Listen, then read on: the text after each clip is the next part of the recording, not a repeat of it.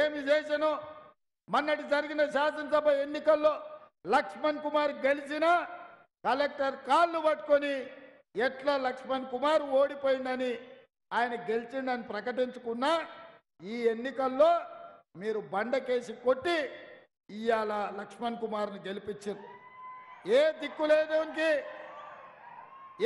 లేని వాళ్ళకు అక్కమొగుడే దిక్కు అని ఎవరో పెద్దలు అన్నారు.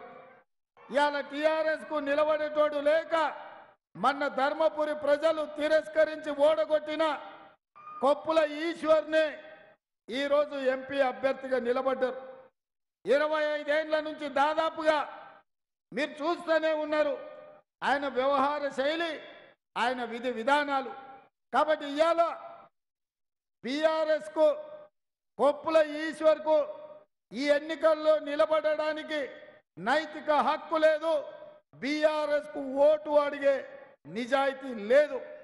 ఎందుకంటే 10 ఏళ్ళు అధికారంలో ఉండి ప్రజల్ని మోసం చేసి కాళేశ్వరం బ్యాక్ వాటర్లో మీ భూములు మునుగుతున్నా, మీ పంట నష్టపోతున్నా, కనీసం కాళేశ్వర బ్యాక్ వాటర్స్లో మునిగిపోతున్న రైతుల సమస్యల్ని పట్టించుకోవాలన్న ఆలోచన కూడా చెయ్యలేదు. సింగరేణి బొగ్గు గనులను నరేంద్ర మోడీ ప్రైవేటీకరణ చేసి ఈరోజు సింగరేణి సంస్థని సంపేద్దామని చూస్తుంటే ఇక్కడున్న బొగ్గు గనులను ప్రైవేటు టెండర్లు పిలిచి